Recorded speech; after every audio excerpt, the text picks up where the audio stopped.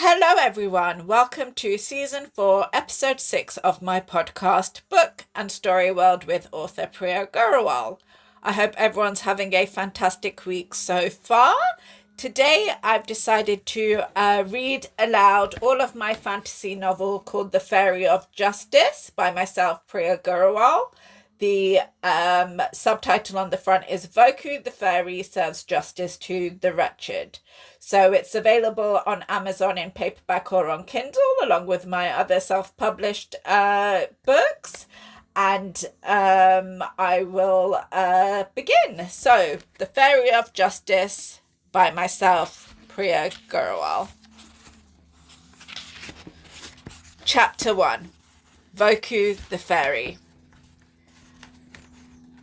Voku was a fairy who loved his life in the land of fairies. The land of fairies was called Lampa.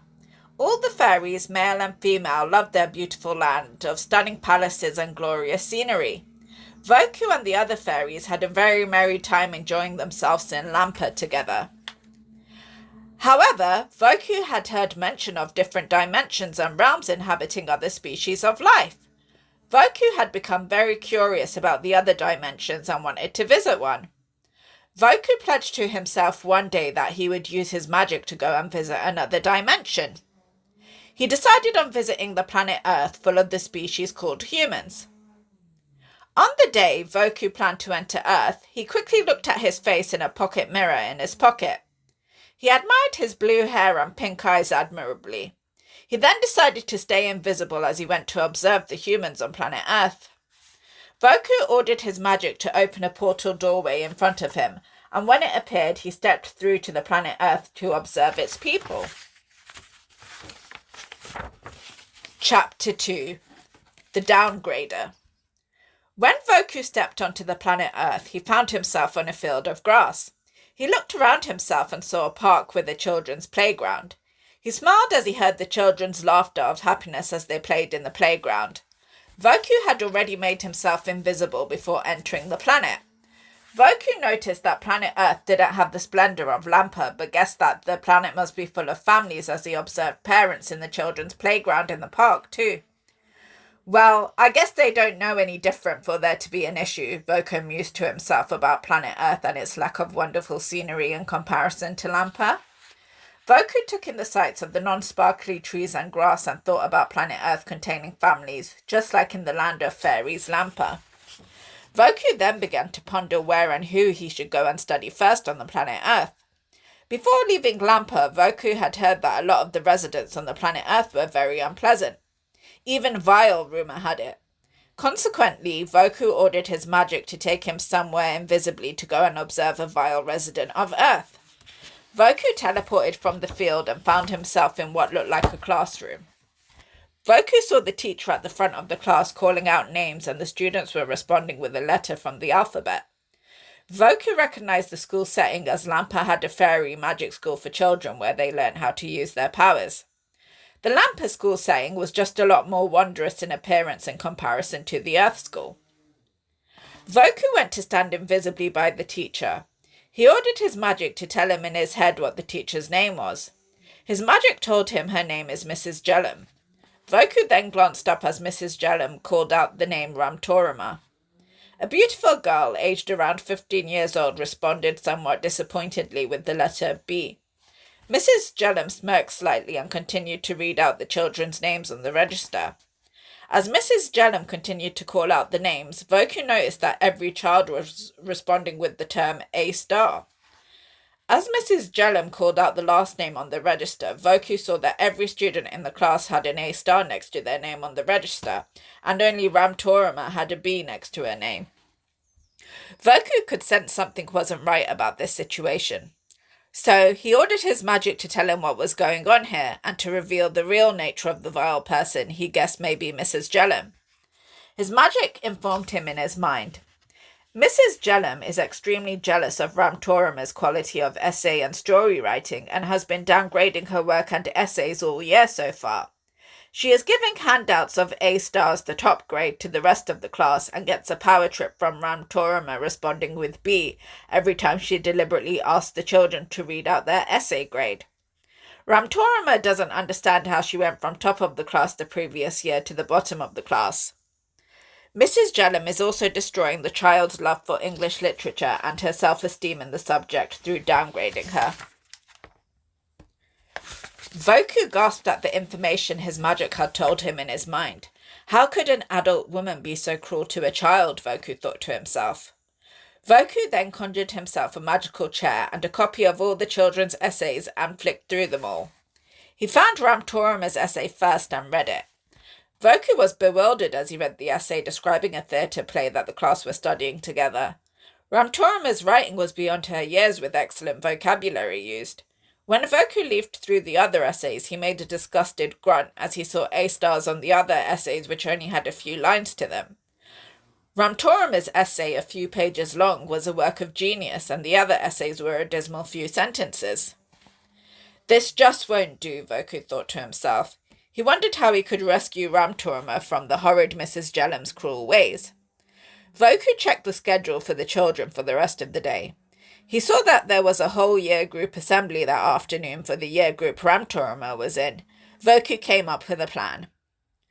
Later that day, Voku had floated around the school invisibly until it was time for the afternoon assembly after the children's lunchtime break.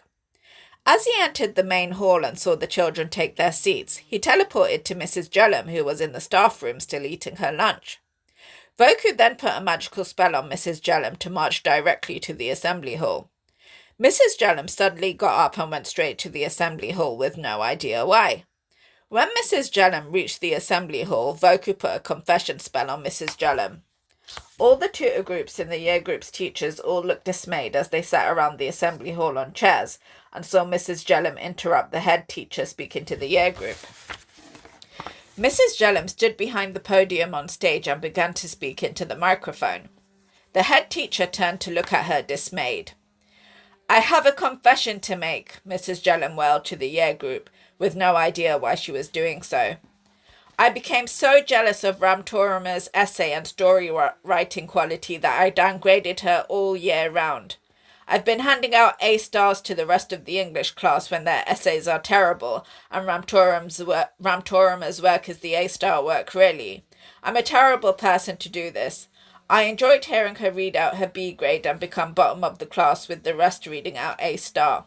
I did it because I was so jealous of her writing talent," Mrs. Jellum confessed to the audience of school students, teachers and head teacher. Voku then put another spell on Mrs. Jellum. Mrs. Jellum suddenly also shouted out through the microphone, "I quit. You'll never see me again."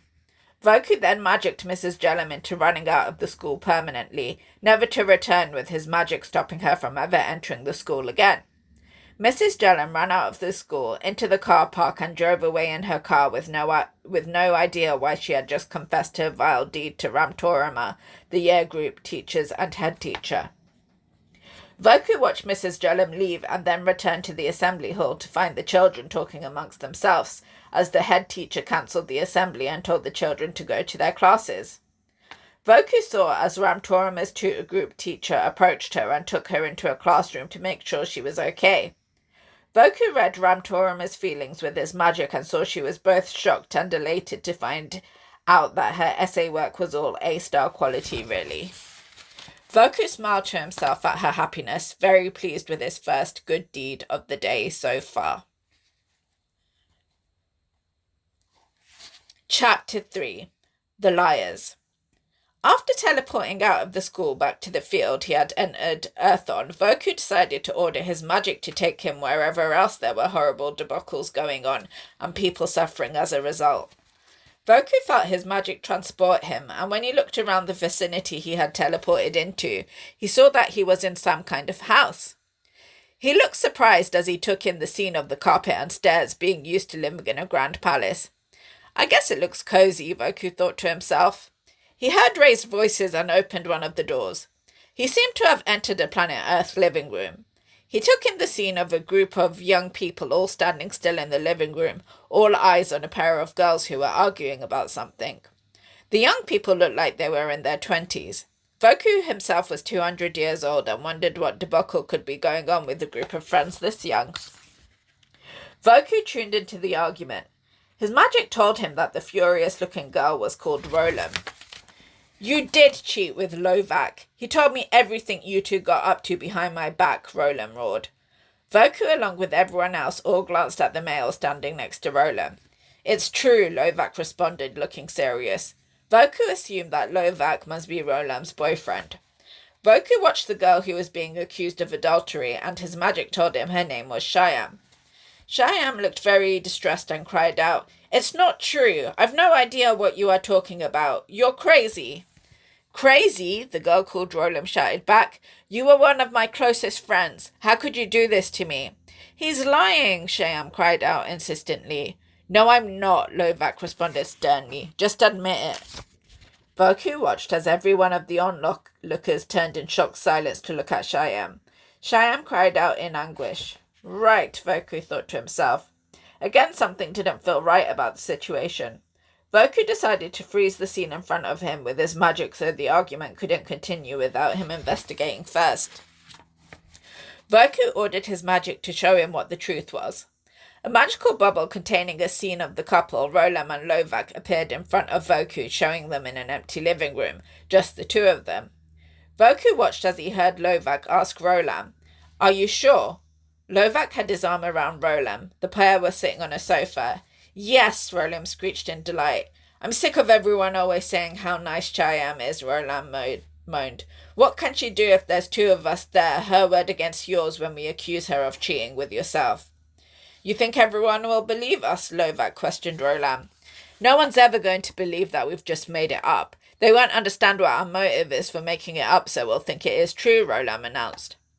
"Okay, so we're going to wreck the party at Masek's house next week by confronting Shyam with our made-up story," Lovak confirmed. "Yes," Rolam cheered. "Everyone's going to think it's true and not believe her and ask themselves, why would you make it up? And won't have an answer for the question as they're unaware of this kind of deviousness and treachery yet," Rolam instructed Lovak. Lovak grinned. "Okay, I'm in," Lovak confirmed. "I can't wait for Shyam's reputation of being nice to be thrown out the window." The pair cackled and celebrated their plan together. The bubble showing the scene burst into little bubbles and disappeared. Voku gasped again. How could they be so cruel and wretched? Voku asked himself. Voku felt extremely concerned about the innocent girl Shyam being accused of this falsity and decided to take action. Voku thought of how he could rescue the girl Shyam from the villainous pair's malicious intentions and false accusation. He decided to magic the scene he had just watched on the TV for everyone at the house party to watch. Voku unfroze the scene before him. Rolam carried on shouting about betrayal. Voku clicked his fingers, and the scene showing Rolam and Lovak planning was on the TV screen for all to see, the pair's voices on full volume on the TV. Everyone turned around aghast and watched the scene Voku had just watched. A lot of their mouths dropped open in shock. Voku looked at Rolam and Lovak. Rolam and Lovak looked like they had been shocked into silence. The scene on the TV ended with Rolam and Lovak cackling. Everyone at the party had heard the truth of the false accusation plan for Shyam. Shyam looked stunned and looked around at the others in confusion. How Rolam began to stutter. Never matter how. Get out of my house, both of you, the boy Voku assumed was Masak roared angrily to Romal and Lovak. Romal screamed angrily, and Lovak, still looking stunned, both departed from the house, slamming the door behind them. The group of friends began to crowd around Shyam, asking if she was okay. One female put her arm around Shyam's shoulders to comfort her. Voku watched as the group of friends began speaking about what had just happened in shock, coming to terms with the horrible incident that had just occurred. Voku checked what Shyam's mood was magically and saw that she was very relieved. Voku teleported out of the house, pleased that his intervention had worked and that he had stopped the cruel deed of the atrocious pair, Romal and Lovak. All was well with Shyam again, and Voku departed from the house happily. Chapter 4. The Teaching Assistant. It was the following day, and Voku had returned to planet Earth that morning to spy on vile humans again invisibly and see if anyone needed assistance with experiencing the vile people's malicious cruelty. Voku's magic had sent him to what was called a primary school on planet Earth this time, as opposed to a secondary school. Voku had teleported into a smaller room that was attached to a bigger classroom with more students in the classroom. Voku could see what looked like a teacher with five of the students sat around a table together. The children were very noisy and were messing around. Voku glanced at the male teacher who looked like he couldn't handle any more of the children's behaviour. He was trying to teach them maths by the looks of things. Voku ordered his magic to tell him what the situation was. His magic told him in his mind, "The man here is called Mr. Gautam. He is a teaching assistant in his 20s. He has had this teaching assistant job for a few weeks now. The job is proving to be very difficult as the children are very naughty. Every time Mr. Gautam is asked by the class teacher to take a few children out of the class to teach them maths, the children are wild and hard to control and teach." Voku thought about the situation, feeling pity for Mr. Gautam. He instructed his magic to show him why the children were behaving so naughtily. This time a magical bubble formed, showing Voku a scene. The children currently sitting around the table were in the school playground, standing around an older male teacher who looked like he was in his 50s at least. Voku recognized the male teacher as the one who was teaching in the main classroom.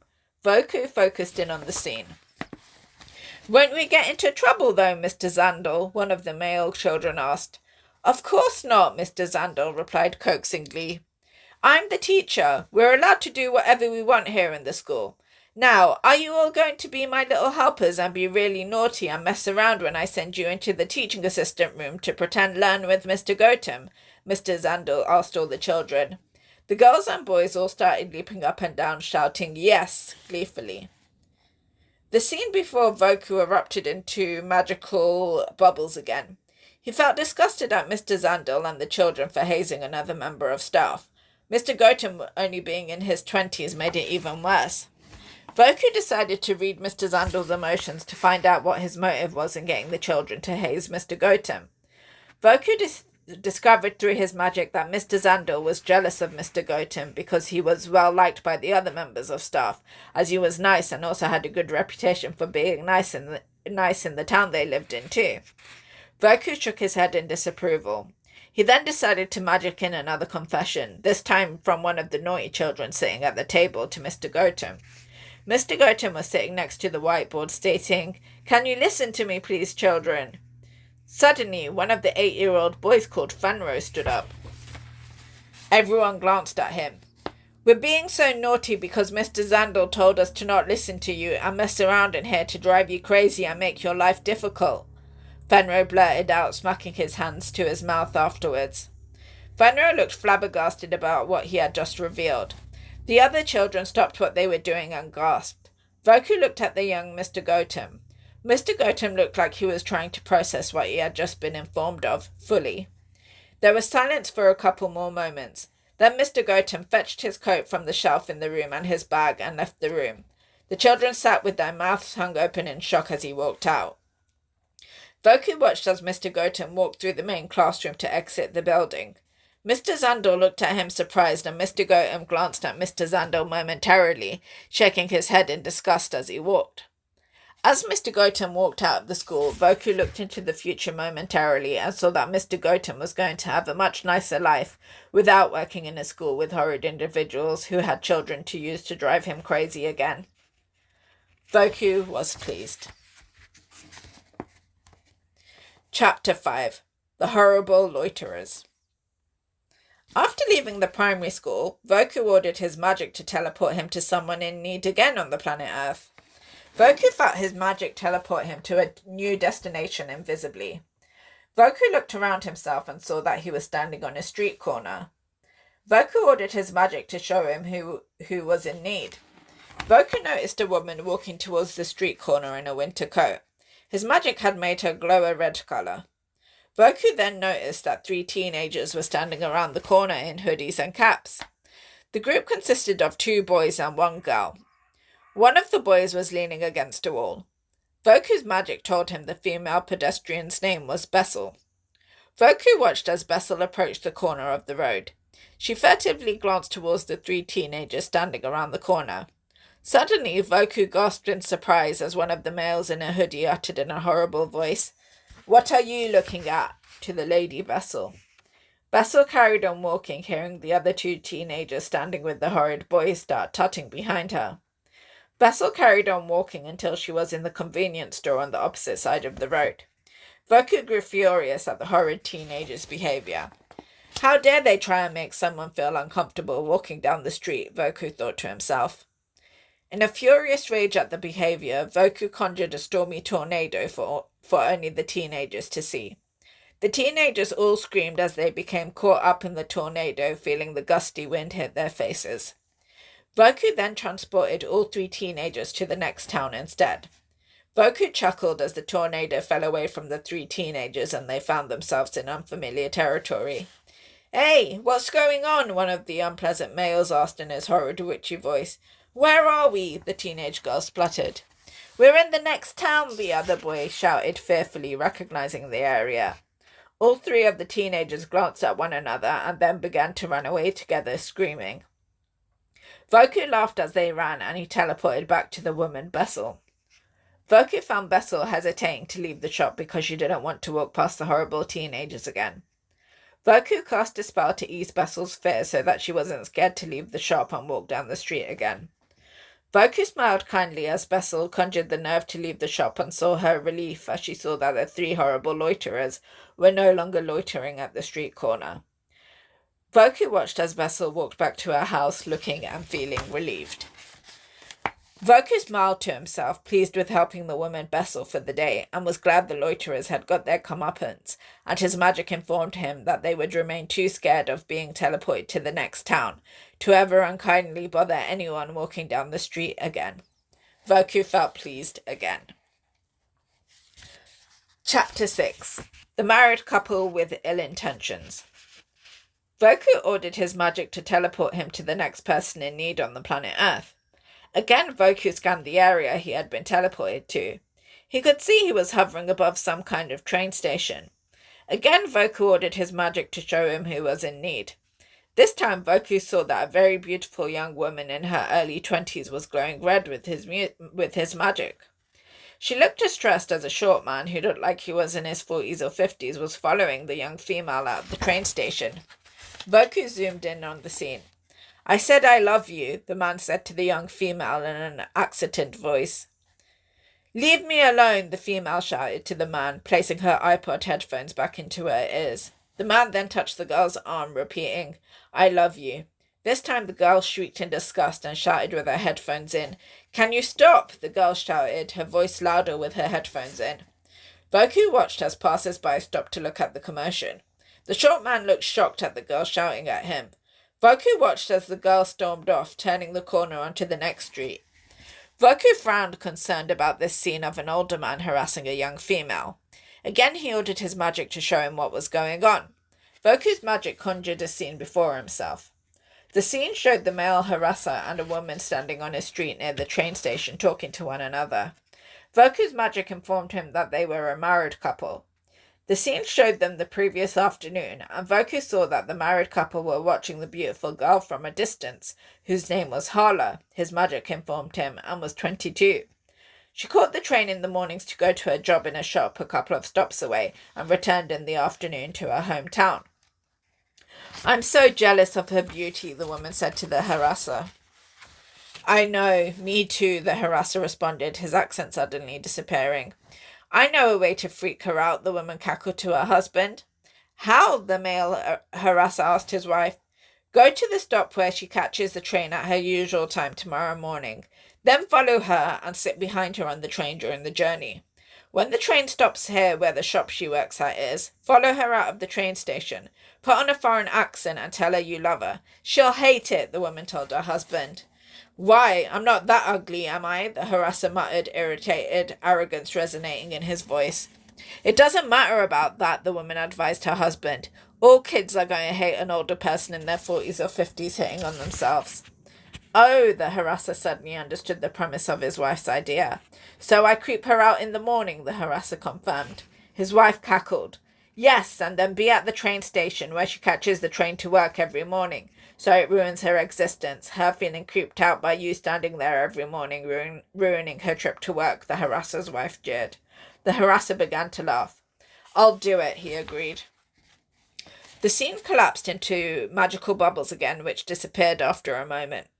Voku felt even more furious about this wretched married couple trying to ruin a young female's trip to work by harassing her and using the age difference to creep the young female out, along with the male being very unattractive.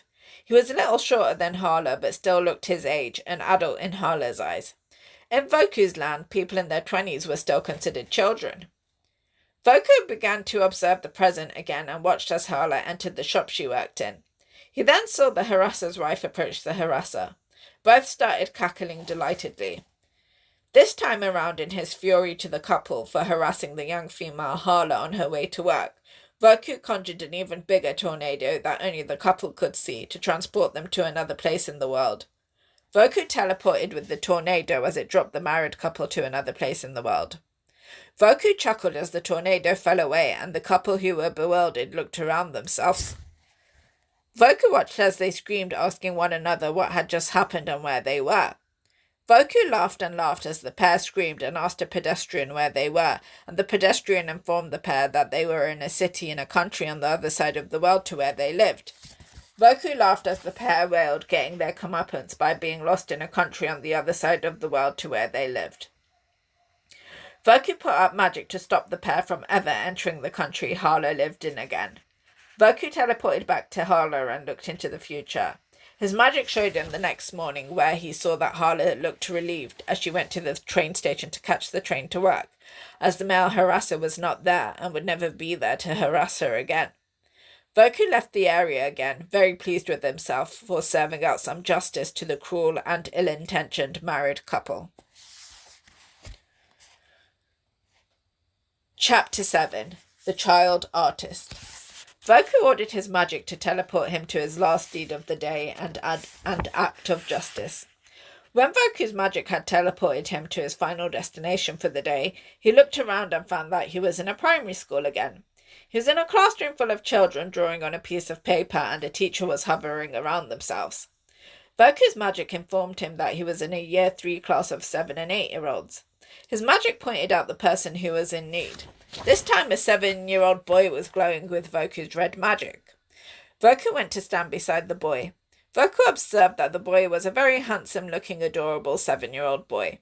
The female teacher was standing by the boy. Voku's magic told him that the teacher was called Mrs. Ratham and the boy's name was Askam. Voku observed that Mrs. Ratham was snapping at the boy in a harsh tone and telling him to neaten up his drawing. Askam responded with an, "Okay, sorry, miss." When Mrs. Ratham walked away to look at another child's drawing, Voku went to stand behind Askam and looked at his drawing. Voku gasped as he saw that Askam's drawing of a tree was fantastic and inventive. The leaves he had drawn hanging from the tree were in a beautiful pattern. Voku ordered his magic to tell him what was going on. His magic informed him that Askam has drawn some fantastic pictures in his time at the school as an infant before Year 3. When Year 3 began for himself, Mrs. Ratham, who had become jealous of Askam's drawings, decided to make himself think he was terrible at drawing and all forms of art. By now, Askam has been made to believe he is terrible at art and thinks he has problems holding his pencil properly at the right angle, and thinks he has very low ability when it comes to all forms of art. Mrs. Ratham has been getting away with making Askam think he can't draw properly for the last 6 months. He now has very low confidence when it comes to all forms of art and anything involving his hands, including design technology. Voku was horrified with what his magic informed him. Again, a monstrous adult casting their evil eye onto a child, Voku thought to himself. Voku was disgusted again. Voku conjured up Askam's sketchbook to look at his drawings. As Voku flicked through the sketchbook, his mouth dropped open in shock as he saw how amazing Askam's drawings were. Every picture was phenomenal. Voku would have guessed an adult had drawn the drawings, not a 7-year-old. Voku then looked at the other children's sketches.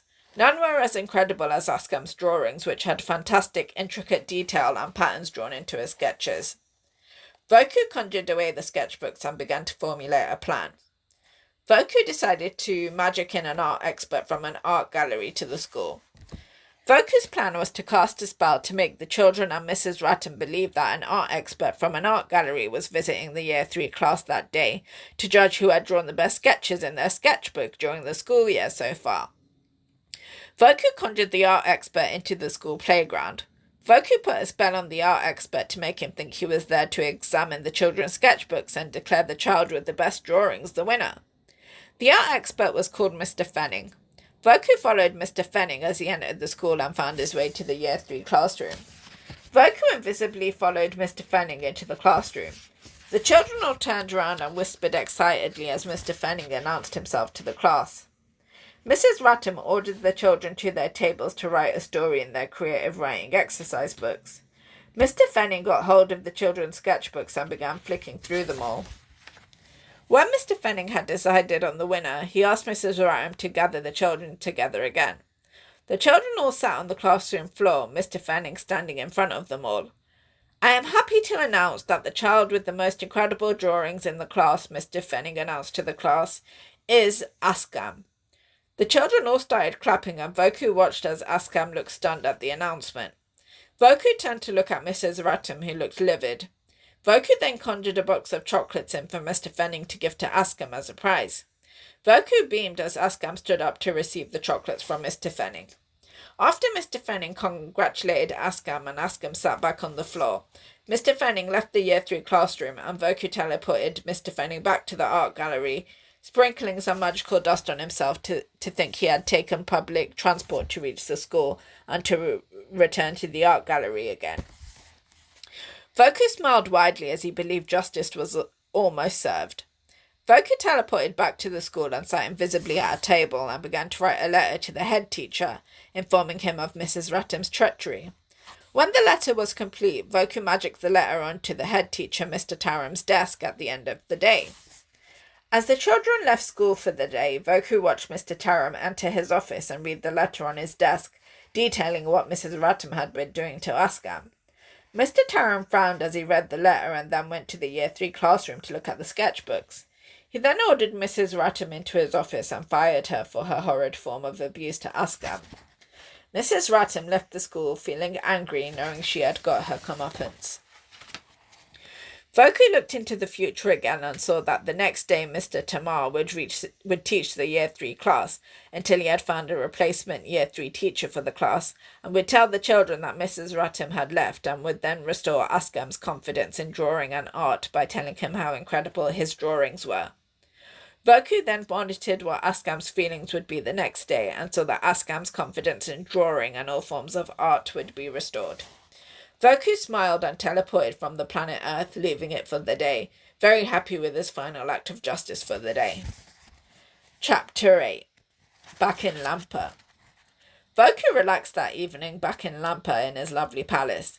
He was extremely happy that he had managed to help some of the residents on the planet Earth with some of the horrible humans' intentions towards themselves.